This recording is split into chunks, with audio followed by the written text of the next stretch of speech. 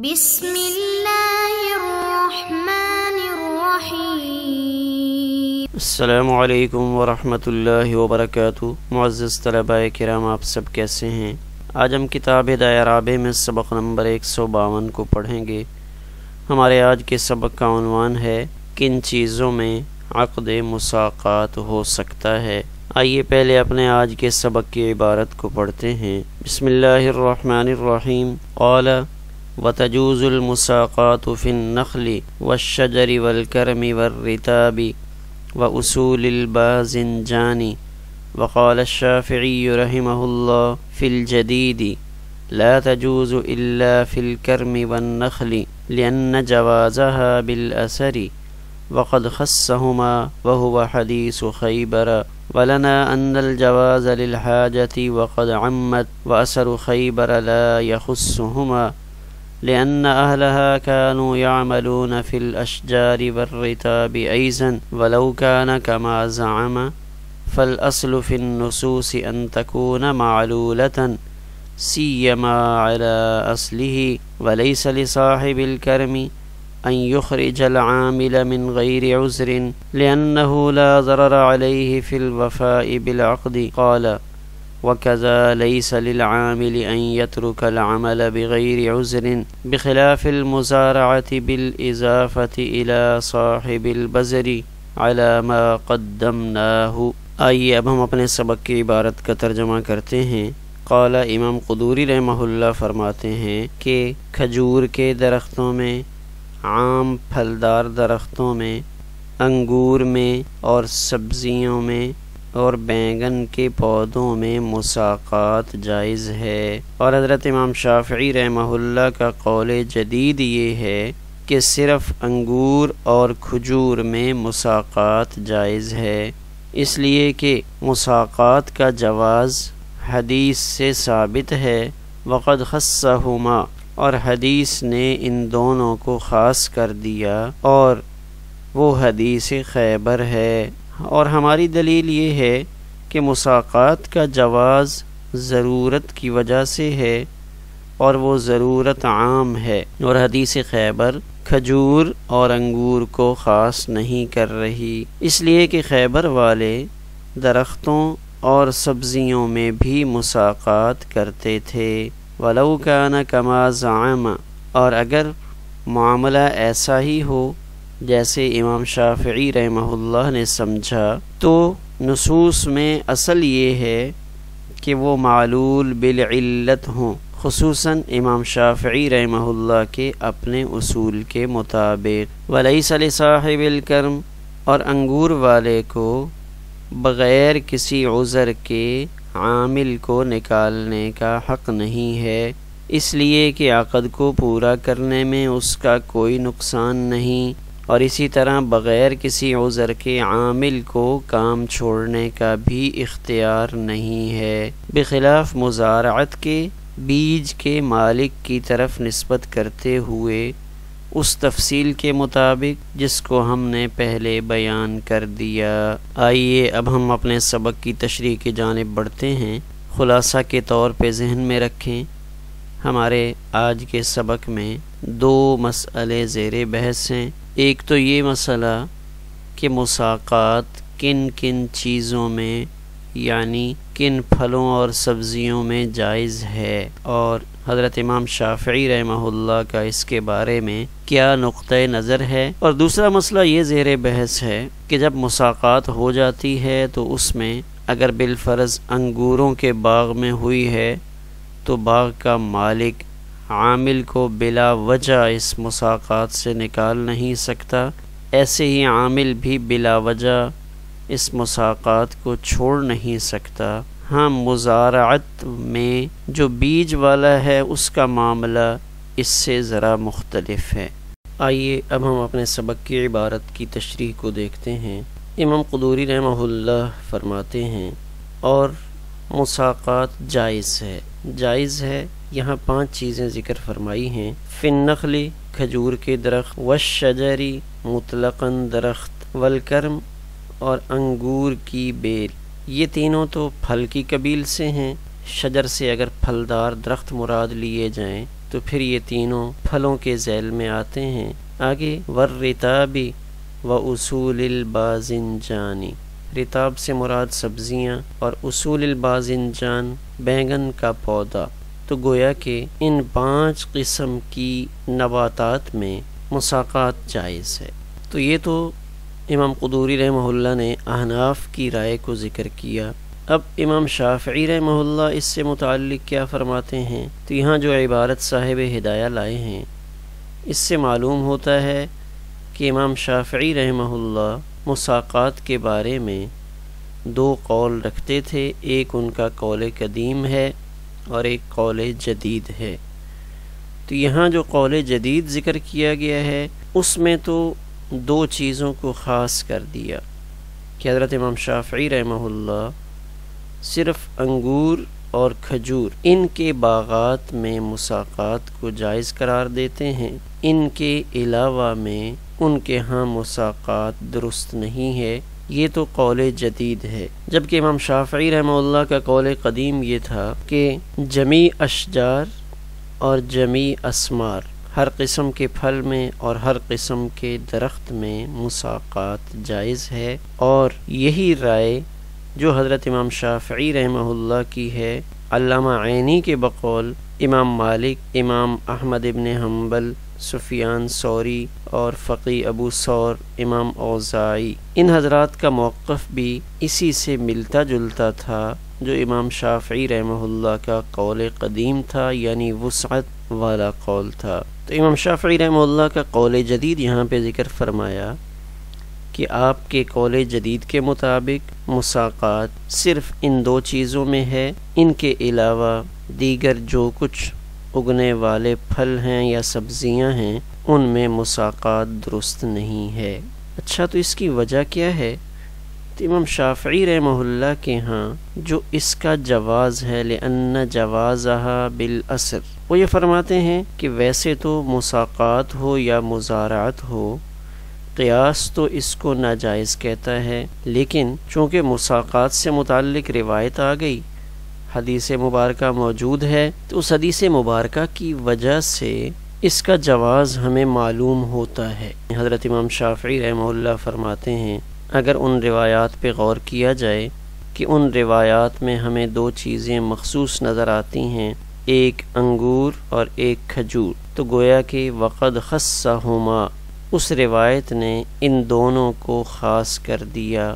کس کو خاص کر دیا؟ نخل کو اور کرم کو، یعنی وقد خص الاسر النخل والکرم، اور اثر یعنی حدیث نے ان دونوں کو خاص کر دیا۔ اب وہ حدیث کون سی ہے؟ وہو حدیث خیبر، وہ حدیث خیبر ہے۔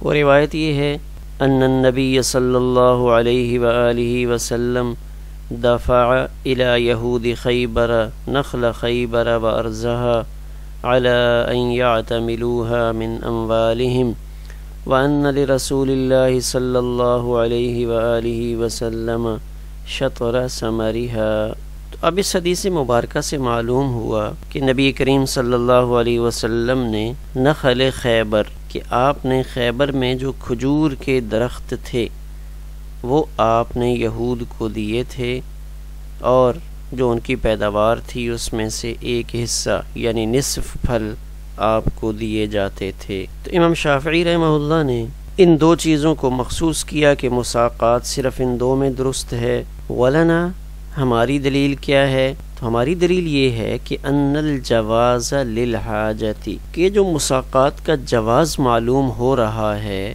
اس جواز کی علت کیا ہے؟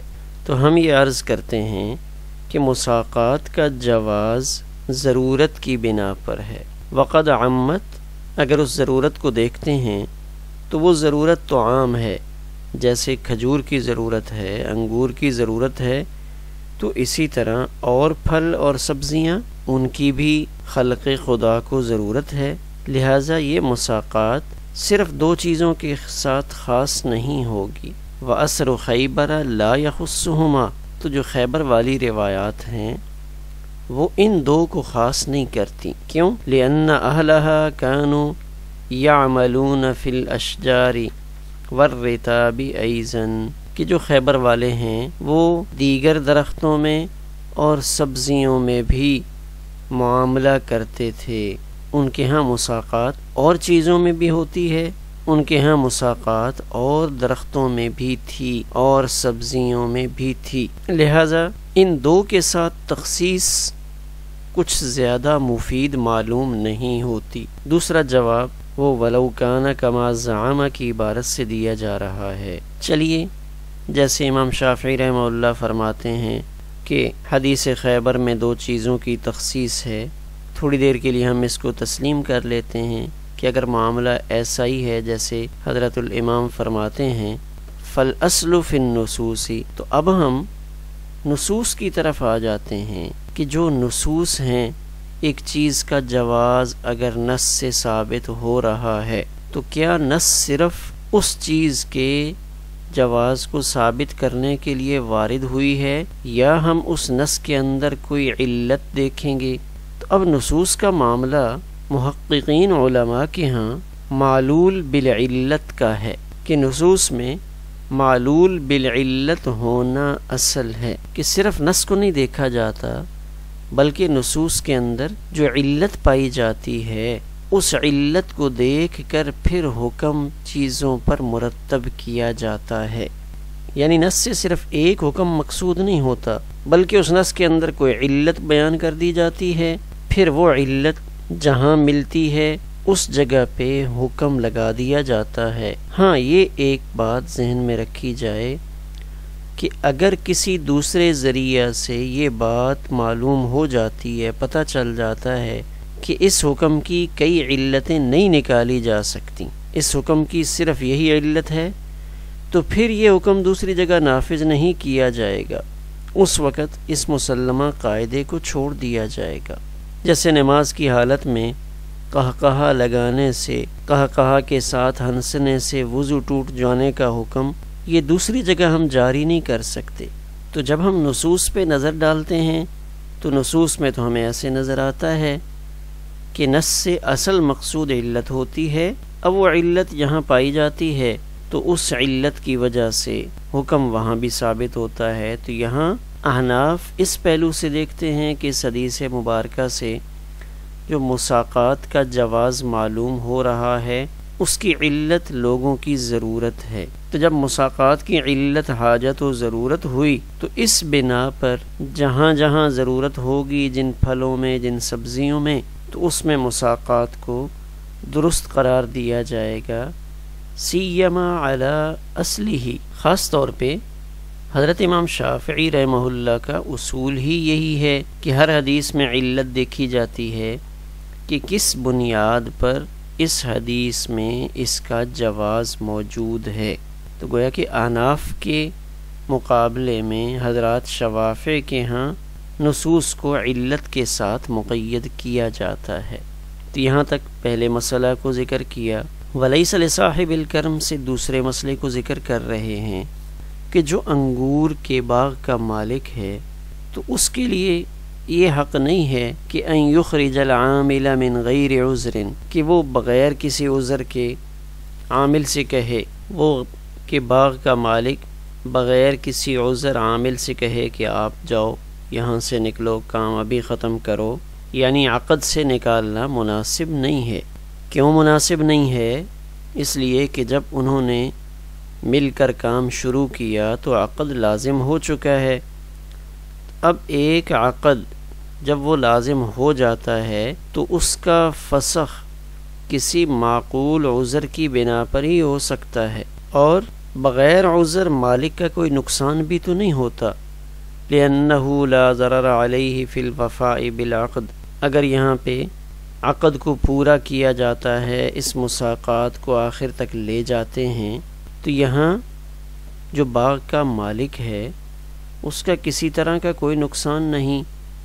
یہاں نقصان سے مراد جیسے بیج وغیرہ زمین میں ڈالنے سے بیج والے کا نقصان ہوتا ہے، وہ بیج واپس نہیں آ سکتا. تو یہاں تو ایسا کوئی مسئلہ نہیں ہے. یہ تو درخت کھڑے ہوئے ہیں، ان کے اوپر پھل لگا ہوا ہے، تو اگر وہ عامل دیکھ بھال کرتا ہے، احمد کے باغ میں حماد ڈیوٹی کرتا رہتا ہے، تو اس میں احمد کا تو کوئی نقصان نہیں جو باغ کا مالک ہے.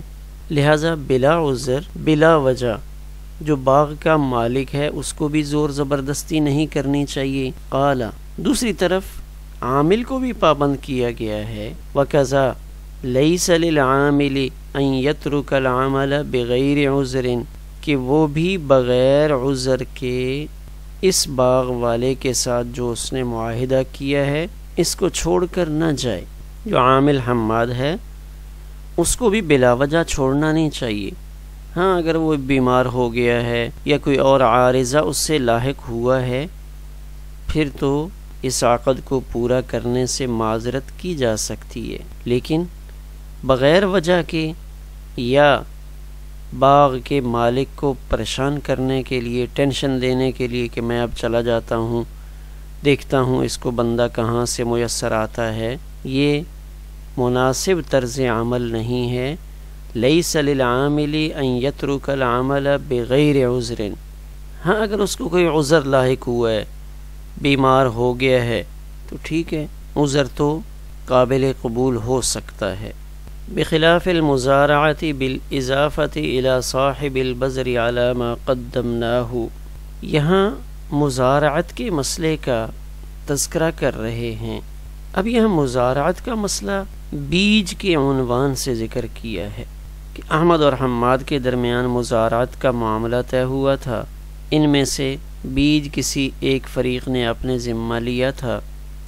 جب موقع آتا ہے تو بیج والا بیج ڈالنے سے انکار کرتا ہے کہ نہیں، میں تو اس زمین میں بیج ڈالنے کے لیے تیار نہیں ہوں، تو وہاں اس بیج ڈالنے والے کو مجبور نہیں کیا جا سکتا، کیونکہ زمین میں بیج ڈالنا اس میں اس کا ظاہری نقصان ہے کہ اس نے اگر 5 بوری گندم کی بطور بیج زمین میں ڈال دی ہے تو اب یہ بیج تو واپس نہیں آ سکتا.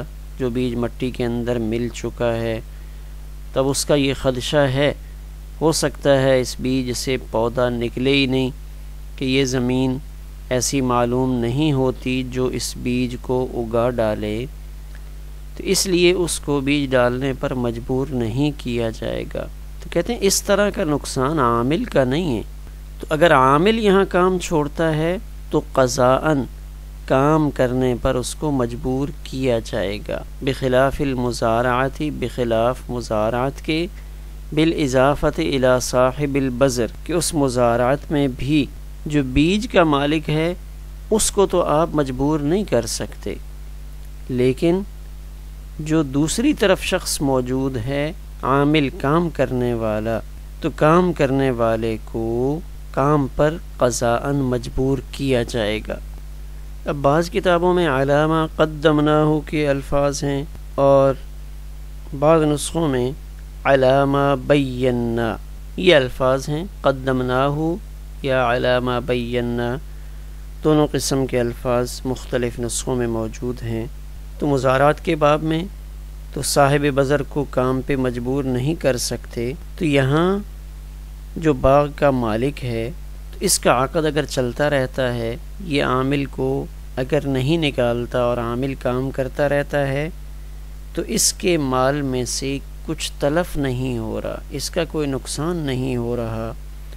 لہذا یہاں فَيَلْزَمُهُ الْعَقْدُ مِنَ الْجَانِبَيْن فَيَلْزَمُهُ الْعَقْدُ مِنَ الْجَانِبَيْن لہذا یہاں عقد جانبین سے لازم ہے، بلا عذر بلا وجہ، یہ ایک دوسرے کو جواب نہ دیں.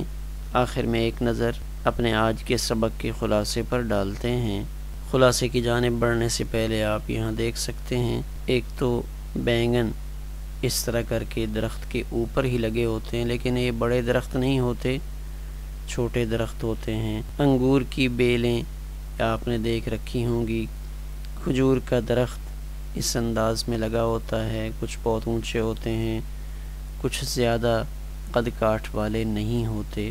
تو اسی طرح سبزیاں عموماً چھوٹے قد کے پودوں پر لگتی ہیں، جیسے ٹماٹر آپ نے دیکھا ہوگا. اسی طرح آلو ہے وہ زمین کے اندر ہوتا ہے، اروی ہے وہ زمین کے اندر ہوتی ہے.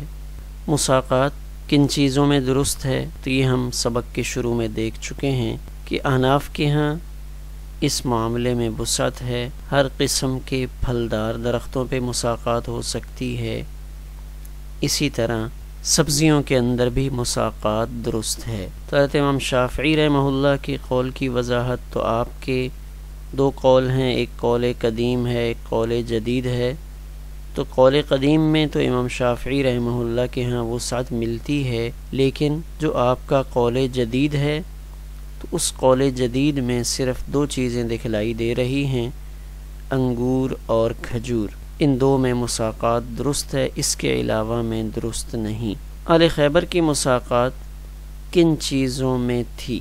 تو اس میں اگر ساری روایات کو سامنے رکھا جائے تو اس میں معلوم ایسے ہوتا ہے کہ نبی کریم صلی اللہ علیہ وآلہ وسلم نے جو خیبر کی زمینیں تھیں وہ زمینیں آپ نے جو یہودی وہاں رہا کرتے تھے ان کے حوالے کر دی تھیں، جیسے بخاری شریف میں روایت موجود ہے، باب المزارعۃ مع الیہود، حدیث مبارکہ نمبر 2331 ہے، عن ابن عمر رضی اللہ تعالی عنہما ان رسول اللہ صلی اللہ علیہ وسلم اعطى خیبر الیہود علی ان یعملوها ویزرعوها، کہ آپ نے یہود کو خیبر کا علاقہ دے دیا تھا کہ وہ اس میں عمل کریں، ویزرعوها، اور اس میں کاشتکاری کریں، وَلَهُمْ شَطْرُ مَا يَخْرُجُ مِنْهَا، تو اس میں تو بظاہر وسعت معلوم ہوتی ہے کہ زمینوں میں جو کچھ وہ اگائیں،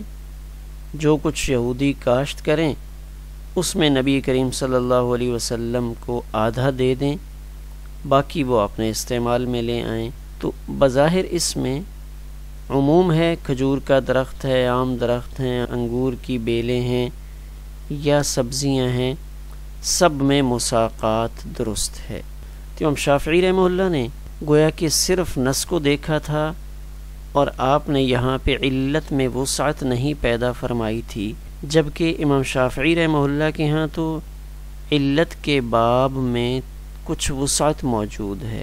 جیسے یہاں دیکھیں، علی اصلہ، امام شافعی رحمہ اللہ کی اصل میں ان کے ضابطے میں تو وسعت زیادہ ہے، فإن بابہ عندہ اوسع لأنہ یری التعلیل بالعلت القاصرۃ، کہ وہ علت قاصرہ کو بھی علت بنا لیتے ہیں، یعنی انہوں نے یہاں پہ صرف مساقات میں یہی ارشاد فرمایا کہ اس کی علت صرف کھجور اور انگور ہیں کہ ان میں مساقات درست ہوگی، وَنَحْنُ لَا نَرَى التَّعْلِيلَ إِلَّا بِعِلَّةٍ مُتَعَدِّيَّةٍ، احناف کے ہاں ترجیح ایسی علت کو ہوتی ہے جو متعدی ہو، فَيَكُونُ التَّعْلِيلُ عَلَى مَذْهَبِهِ أَعَمُّ عِنْدَنَا، تو ہمارے نزدیک امام شافعی رحمہ اللہ کے مذہب کے مطابق جو علت کا نکالنا ہے وہ اعم ہے۔ تو باغ والا بغیر عذر عامل کو نہ نکالے اور نہ ہی عامل بغیر عذر کام چھوڑے، یعنی عقد کے ایک دفعہ شروع ہو جانے کے بعد اس عقد مساقات کو پورا کرنا فریقین پر لازم ہے۔ ہاں کوئی عذر ایسا پیش آ جاتا ہے، مثلا جو باغ کا مالک ہے وہ اتنا مقروض ہو جاتا ہے کہ اس کو مجبور ہونا پڑتا ہے کہ وہ باغ ابھی فی الفور بیچ ڈالے، تو ظاہر ہے مساقات ختم کرنی پڑے گی۔ یہ عامل اتنا زیادہ بیمار ہو جاتا ہے کہ اس میں چلنے پھرنے کی سکت ہی نہیں ہے، تو اس باغ کی دیکھ بھال کون کرے گا، پانی کون لگائے گا کہ اب وہ تو کام سے معذور ہو چکا ہے۔ تو اس قسم کی مشکل ترین صورتحال میں تو اس عقد کو فسخ کیا جا سکتا ہے، ورنہ عمومی حالت میں اس عقد کا فسخ کرنا درست نہیں، چونکہ لازم ہو چکا ہے۔ اور آخر میں چونکہ مزارعت کا ذکر کیا تھا، تو مزارعت کے باب میں یہ مسئلہ موجود ہے کہ اگر بیج والا بیج ڈالنے سے انکار کر دے اس خدشے سے کہ میرا نقصان نہ ہو جائے، تو اس کو بیج ڈالنے پر مجبور نہیں کر سکتے، اس کی وسعت یہاں موجود ہے۔ لیکن یہاں مساقات میں تو بیج ڈالنے کی بات نہیں ہوتی، یہاں تو بنے بنائے درخت موجود ہوتے ہیں، درخت کے اوپر لگا ہوا جو پھل ہے اس کی دیکھ بھال مقصود ہوتی ہے، لہٰذا یہاں مجبور کیا جائے گا، قضاءً عامل کو پابند کریں گے کہ یہاں وہ دیکھ بھال کرے، یعنی عامل کو تو پابند کیا جا سکتا ہے لیکن جو بیج ڈالنے والا ہے اس کو آپ پابند نہیں کر سکتے۔ ہمارا آج کا سبق اسی پر مکمل ہوا۔